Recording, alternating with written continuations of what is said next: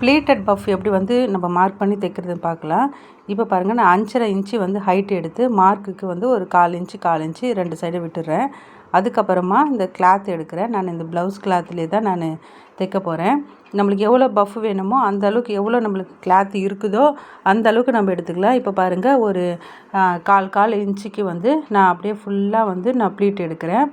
இது வந்து நம்ம ஆப்போசிட்டாக நம்ம எடுக்கும் போது ஈக்குவலாக நம்ம எடுக்க போகிறோம். அதுதான் வந்து ப்ளீட்டட் பஃப்னு சொல்லுவாங்க. இப்போ பாருங்கள், நான் இந்த பஃப் எப்படி இருக்குதோ அதை வந்து நான் கரெக்ட் பண்ணி அதே மாதிரி இந்த ஆப்போசிட் சைடும் நம்ம எடுத்துடலாம். இதை நம்ம அயர்ன் பண்ணி எடுத்துடலாம், இல்லை கையில் தேய்ச்சி விட்டுட்டா கூட நம்மளுக்கு கரெக்டாக வந்துடும். அதுக்கப்புறமா நம்ம கட் பண்ணி வச்சுருக்கிற இந்த லைனிங் கிளாத்தை வந்து இது மேலே வச்சு ஸ்டிச் பண்ணிவிட்டு 2 சைடும் வந்து இதே போல் தையல் போட்டு எக்ஸ்ட்ரா இருக்கிற கிளாத்தெல்லாம் ஃபுல்லாக நம்ம கட் பண்ணி எடுத்துடலாம். இப்போ பாருங்கள், ரெடி ஆகிடுச்சு.